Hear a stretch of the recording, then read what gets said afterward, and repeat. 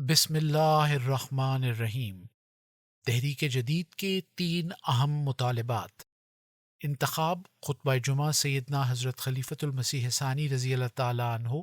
فرمودہ 20 دسمبر سن 1935، قسط سوم آخری۔ ہر شخص کو میری طرح یہ کہنا چاہیے تھا کہ اگر ساری دنیا الگ ہو جائے اور کوئی بھی ہمارے ساتھ نہ رہے، پھر بھی احمدیت دنیا کے کناروں تک پھیلا کر چھوڑیں گے، کیونکہ یہ خدا کا سلسلہ ہے اور کوئی نہیں جو اسے روک سکے۔ پس بیکاری کا ایک دن بھی موت کا دن ہے۔ جب تک ہماری جماعت اس نقطے کو نہیں سمجھتی، حالانکہ خدا تعالیٰ نے اس کو سمجھانے والے دیے ہیں، اس وقت تک وہ کبھی بھی ترقی نہیں کر سکتی۔ دیکھو، رسول کریم صلی اللہ علیہ وسلم نے یہ بات کہی مگر لوگوں نے نہ سمجھی۔ اب میں نے بتائی ہے، اور یہ میں آج ہی نہیں کہہ رہا بلکہ میں مختلف رنگوں میں اور مختلف پیرایوں میں کئی دفعہ اس بات کو دہرا چکا ہوں۔ مجھے اللہ تعالیٰ نے ایسا ملکہ دیا ہے کہ میں اسلام کے کسی حکم کو بھی لوں، اسے ہر دفعہ نئے رنگ میں بیان کر سکتا اور نئے پیرائے میں لوگوں کے ذہن نشین کرا سکتا ہوں، مگر اس کا یہ مطلب نہیں کہ تم مختلف رنگوں میں ایک بات کو سنو، مزے لو اور عمل نہ کرو۔ اس کے نتیجے میں تمہارا جرم اور بھی بڑھ جاتا ہے، کیونکہ تمہیں ایک ایسا شخص ملا جس نے ایک ہی بات مختلف دلکش اور مؤثر پیرایوں میں تمہارے سامنے رکھی، مگر پھر بھی تم نے اس کی طرف توجہ نہ کی۔ بس تحریک جدید میں نے یہ نصیحت کی تھی کہ بیکاری کو دور کیا جائے، مگر مجھے افسوس ہے کہ جماعت نے اس طرف توجہ نہیں کی۔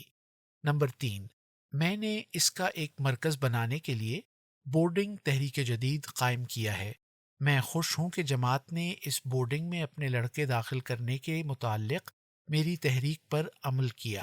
اور اس وقت 60 سے اوپر طالب علم بورڈنگ تحریک جدید میں داخل ہیں،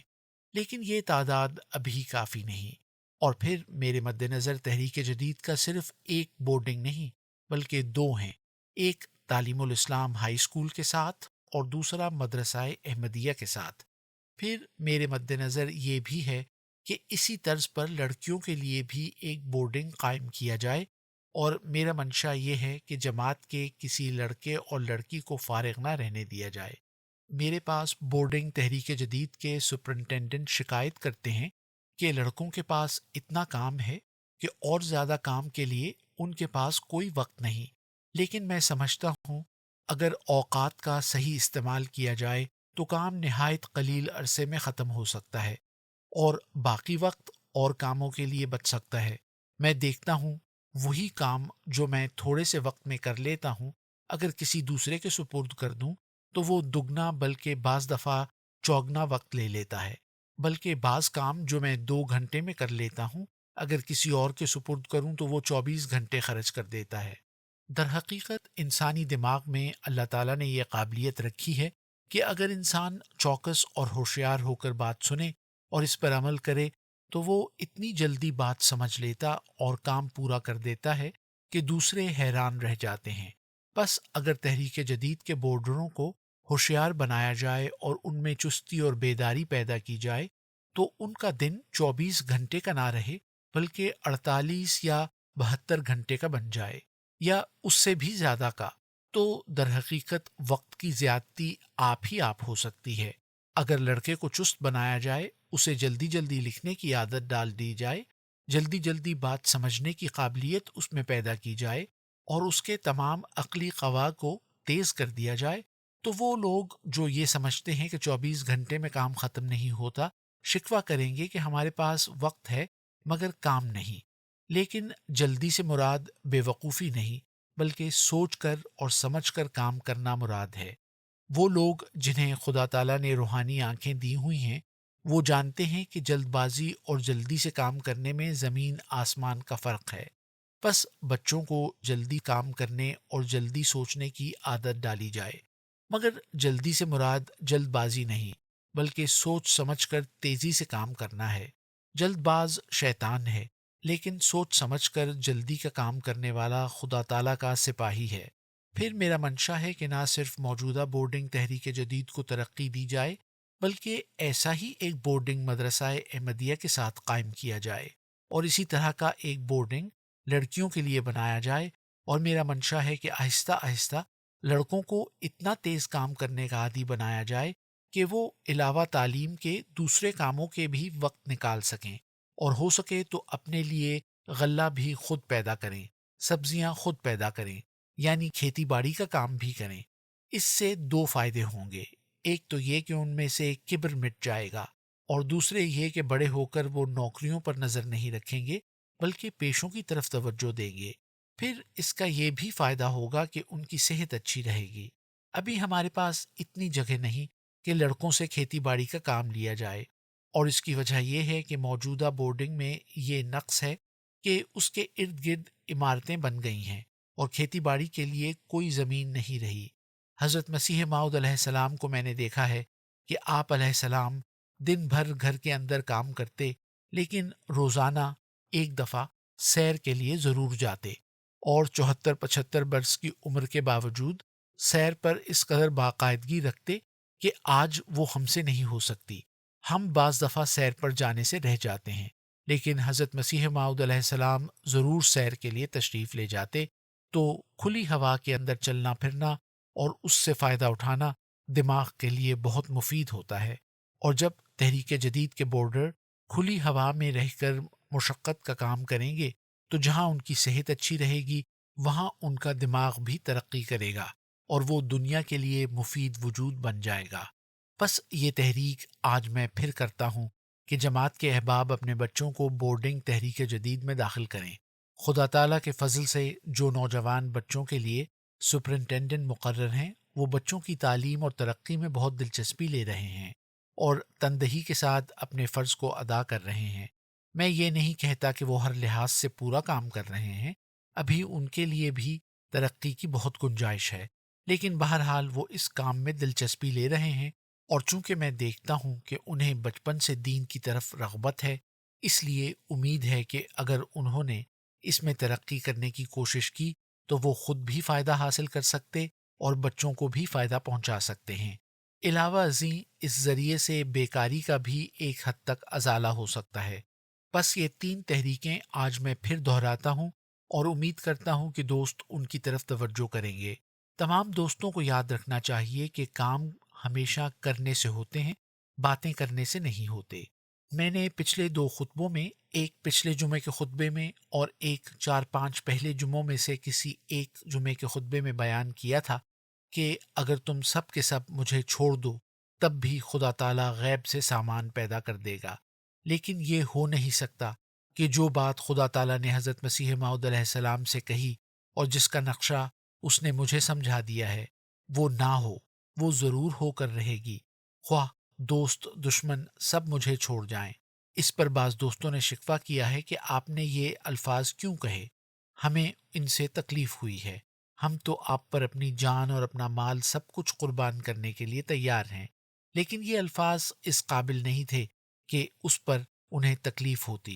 بلکہ اس قابل تھے کہ وہ بھی خدا تعالیٰ کے دین کے متعلق اسی قسم کے الفاظ کہتے۔ یہ خدا تعالیٰ کا معاملہ ہے، اور خدا تعالیٰ کے معاملے میں رقابت کی ضرورت ہوتی ہے۔ میں تو چاہتا ہوں کہ ہم میں سے کوئی شخص ایسا نہ ہو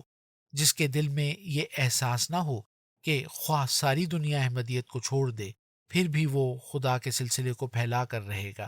بس یہ صدمے والی بات نہ تھی بلکہ رقابت والی بات تھی، اور تم میں سے ہر شخص کو میری طرح یہ کہنا چاہیے تھا کہ اگر ساری دنیا الگ ہو جائے اور کوئی بھی ہمارے ساتھ نہ رہے پھر بھی احمدیت دنیا کے کناروں تک پھیلا کر چھوڑیں گے، کیونکہ یہ خدا کا سلسلہ ہے اور کوئی نہیں جو اسے روک سکے۔ میں نے اس کے ساتھ ایک مثال بھی دی تھی اور بتایا تھا کہ خدا تعالیٰ اور اس کے رسولوں کے قرب میں چھوٹے اور بڑے کا کوئی سوال نہیں ہوتا۔ وہ یہ تھی کہ رسول کریم صلی اللہ علیہ وسلم کی عادت تھی کہ آپ جو کام بھی شروع فرماتے دائیں طرف سے شروع کرتے۔ ایک دفعہ آپ مجلس میں تشریف رکھتے تھے کہ کوئی شخص دودھ لایا، آپ نے تھوڑا سا پی کر چاہا کہ باقی تبرک حضرت ابو بکر رضی اللہ تعالیٰ عنہ کو دیں، مگر وہ اس وقت آپ کے بائیں طرف تھے اور دائیں طرف ایک نوجوان بیٹھا تھا۔ آپ نے دائیں طرف منہ کر کے اس نوجوان سے پوچھا کہ میاں اگر تم اجازت دو تو میں یہ دودھ ابو بکر کو دے دوں؟ اس نے کہا یا رسول اللہ صلی اللہ علیہ وسلم یہ آپ کا حکم ہے؟ یا آپ مجھے اختیار دیتے ہیں کہ میں جو چاہوں کہوں؟ آپ نے فرمایا حکم تو نہیں۔ وہ کہنے لگا تو پھر ادھر لائیے، تبرک کے معاملے میں کسی کو اپنے آپ پر ترجیح نہیں دے سکتا۔ تو خدا تعالیٰ کے معاملے میں سارے بندے رقیب ہیں۔ ہر بندے کو کوشش کرنی چاہیے کہ وہ دوسرے سے اللہ تعالیٰ کے زیادہ قریب ہو۔ بس وہ الفاظ کہہ کر صرف اپنا احسان بیان نہیں کر رہا تھا، بلکہ میں چاہتا تھا کہ تم میں سے ہر شخص کے دل میں یہ احساس پیدا ہو جائے کہ خدا تعالیٰ کے سلسلے کی اشاعت کا وہی ذمہ دار ہے۔ اگر ایسا احساس تم میں پیدا ہو جائے تو پھر نہ واعظ کی ضرورت ہے نہ لمبے خطبوں کی۔ پھر اتنی ہی ضرورت ہوگی کہ میں کھڑا ہو کر سورہ فاتحہ کی تلاوت کر کے مختصر سے مختصر خطبہ بیان کروں، کیونکہ مجھے علم ہوگا کہ ہر شخص اپنے آپ کو اللہ تعالیٰ کا نمائندہ سمجھتا ہے اور اسے کسی واعظ کی ضرورت نہیں۔ بس جس دن تم یہ سمجھنے لگ جاؤ گے کہ تم دنیا میں خدا تعالیٰ کے نمائندے ہو اور تمہارے سپرد ہی یہ کام ہے کہ تم ساری دنیا میں احمدیت پھیلاؤ، اس دن کسی نصیحت، کسی لیکچر کی ضرورت نہ رہے گی۔ تم خود خدا تعالیٰ کی چلتی پھرتی تلواریں ہوگے، جو آپ ہی ضلالت اور کفر اور شرک کی گردنیں کاٹتی پھریں گی۔ یاد رکھو، وعظ و نصیحت سے اس وقت تک کچھ نہیں بنتا جب تک دلوں میں تغیر پیدا نہ کیا جائے، اور جب تک یہ نہ سمجھا جائے کہ ہم پر اشاعت دین کی ذمہ داری ہے۔ جب تک یہ تغیر پیدا نہیں ہوتا، وعظ و نصیحت کی ضرورت رہتی ہے۔ اور جب لوگ یہ سمجھنے لگ جائیں کہ ہم خدا تعالیٰ کے نمائندہ ہیں اور ہمارا اپنا کام ہے کہ بغیر کسی تحریک کے خود بخود کام کرتے چلے جائیں، وہ دن ترقی کا ہوتا ہے، اور اس دن اسے جماعت کو بیدار کرنے کی ضرورت نہیں رہتی۔ میں نے تحریک جدید کے مالی سال کے لیے چندے کی اپیل کی تھی۔ اس کے متعلق میں نے دیکھا ہے جو لوگ بیدار اور ہوشیار تھے، انہوں نے اس بات کی ضرورت نہیں سمجھی کہ کب ان کی جماعت کی طرف سے مجموعی طور پر چندے کی فہرست جاتی ہے، بلکہ انہوں نے تحریک سنتے ہی اپنے وعدے لکھوا دیے، اور جن جماعتوں میں ایسے آدمی کم تھے ان کی طرف سے اب آہستہ آہستہ اور ٹکڑے ٹکڑے ہو کر نام پہنچ رہے ہیں۔ مگر جو جوشیلے تھے انہوں نے جھٹ پٹ اپنے نام بھجوا دیے اور سمجھ لیا کہ بعد میں جماعت کے چندہ دہندگان میں بھی اپنا نام لکھا دیں گے۔ سستی کر کے اپنے ثواب کو کیوں کم کریں؟ یہ آگ جس دن ایک یا دو کے دل میں نہیں بلکہ تمام لوگوں کے دلوں میں پیدا ہو جائے گی، اس دن واعظ دل سے پیدا ہوں گے، اور خدا تعالیٰ کے فرشتے تمہارے دلوں میں بیٹھ کر آپ تمہاری رہنمائی کریں گے۔ مگر وہ جن کے دلوں میں یہ آگ نہیں، وہ ایک بیل گاڑی کی طرح ہیں جسے کھینچنے کے لیے بیلوں کی ضرورت ہوتی ہے، یا گھوڑے گاڑی کی طرح ہیں جس کے آگے جب تک گھوڑے نہ جوتے جائیں حرکت نہیں کر سکتی۔ مگر جن کے دلوں میں آگ پیدا ہو جائے وہ انجن کی طرح ہو جائیں گے، جو کسی بیرونی تحریک کے محتاج نہ ہوں گے، بلکہ ان کے اندر کی آگ خود بخود انہیں قربانیوں پر آمادہ کرے گی۔ بس یہ بات صرف سن لینے سے کام نہیں چلتا،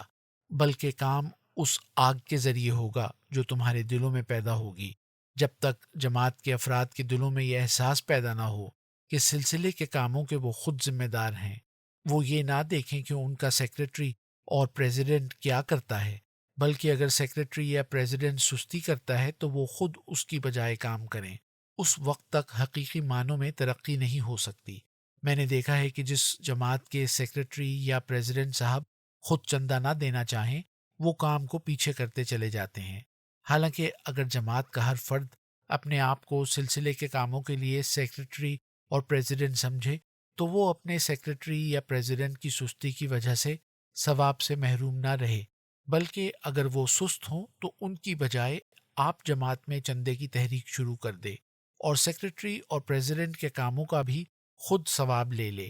میں نہیں سمجھ سکتا کہ اگر تحریک جدید کے چندے کے فارم لے کر کوئی شخص چل پڑے اور لوگوں سے وعدے لینے شروع کر دے تو اس کے متعلق کوئی شخص کہہ سکے کہ یہ مجرم ہے، سیکریٹری یا پریزیڈنٹ کو یہ کام کرنا چاہیے تھا۔ اگر سیکریٹری یا پریزیڈنٹ چاہتا ہے کہ ثواب لے تو اس کا فرض ہے کہ دوسروں سے پہلے کام کرے، اور اگر وہ کام نہیں کرتا اور جماعت کا کوئی اور فرد لوگوں سے چندے لینا یا چندے کے وعدے لکھوانا شروع کر دیتا ہے تو خدا تعالیٰ کے نزدیک وہی سیکریٹری اور وہی پریزیڈنٹ ہے، غرض تحریکیں ہی کتنی اعلیٰ ہوں جب تک کام نہ شروع کیا جائے۔ اس میں سرگرمی نہ دکھائی جائے، کوئی فائدہ نہیں ہو سکتا۔ بس اپنے اندر وہ آگ پیدا کرو جو تمہیں انجن بنا دے۔ تم بیل گاڑی نہ بنو جو بیلوں کی محتاج ہوتی ہے، بلکہ تم انجن بنو جو دوسروں کو بھی کھینچ کر لے جاتا ہے۔ جس دن اس قسم کے لوگ جماعت میں پیدا ہو جائیں گے، تمام کام خود بخود سہولت سے ہوتے چلے جائیں گے۔ الفضل، 25 دسمبر سن 1935۔